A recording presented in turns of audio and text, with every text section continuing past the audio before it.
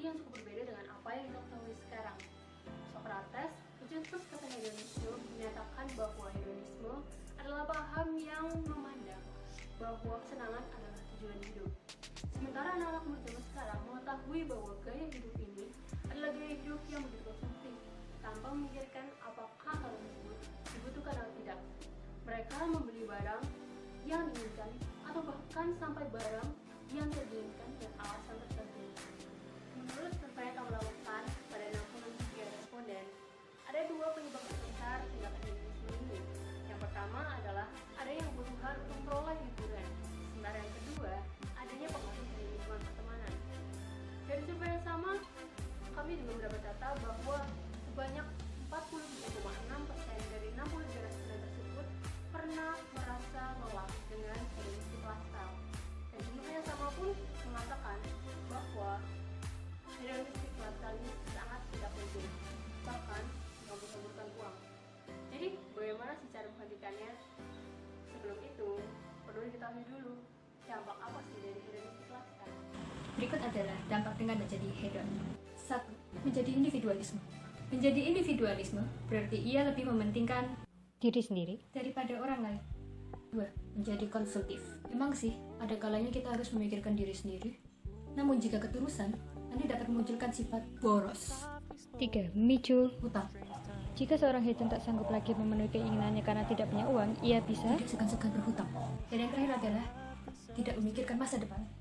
Masa depan ini adalah dampak dari hedonisme pada tingkatan yang lebih parah.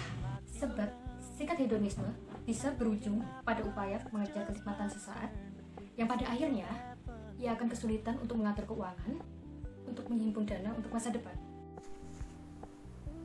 Oke, sebelum kita lanjut ke dalam tips-tips untuk menghindari hedonisme, saya akan memberikan beberapa contoh kasus dampak hedonisme. Yang pertama, hilangnya pertemanan dikala sedang susah. Terkadang jarang ada teman yang membantu, terutama apabila pertemanan Anda dengan teman Anda dikarenakan money oriented. Kedua, melakukan segala sesuatu atau menghalalkan segala cara untuk mendapatkan hal yang diinginkan, mulai dari dengan cara korupsi, kriminalitas, hingga berbagai cara buruk lainnya. Ketiga, hutang piutang.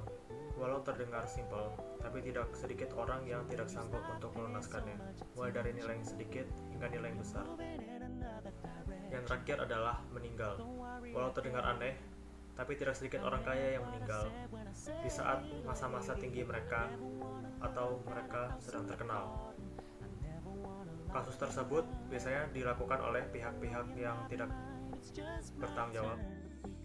1. Mengurangi aktivitas bermain di sosial media. Nah, opsi yang pertama ini sangat tepat buat kamu yang gaya hedonismenya super banget. Semakin banyak melihat, bukankah semakin besar keinginan untuk memiliki? Alangkah baiknya jika kamu mencari alternatif lain seperti mencari kegiatan yang lebih bermanfaat atau berkumpul bersama teman-teman. Kedua, memilih pergaulan. Kenapa? Karena pergaulan itu bersifat menular.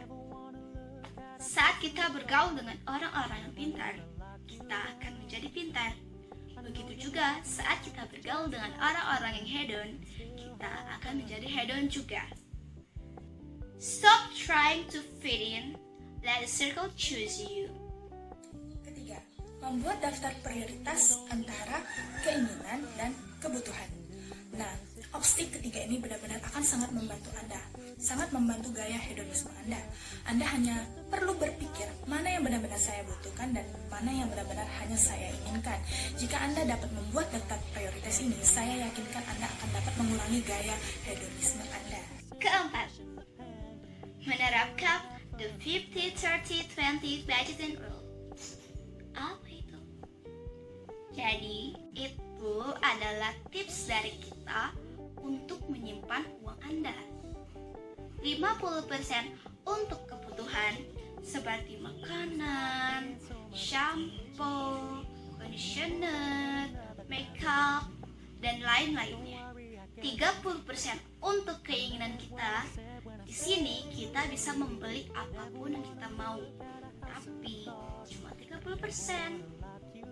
dan 20%-nya untuk masa depan kita. Kita bisa menabung, investasi, dan lainnya. 5. Mengikuti kegiatan positif atau organisasi. 100% opsi kelima ini akan mengalihkanmu dari hasrat belanjamu yang besar itu.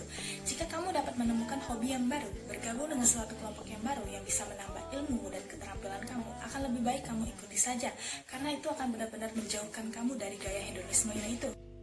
Dan tips yang terakhir dari kita adalah merantau. Karena dengan merantau, kita akan menjadi orang yang mandiri dan lebih menghargai uang yang kita punya. Karena kita jauh dari orang tua kita, maka uang yang kita punya itu terbatas. Istilahnya kita memulai lagi dari nol. Kita akan beradaptasi dengan lingkungan yang baru, dengan orang-orang baru, dan semua suasana yang baru.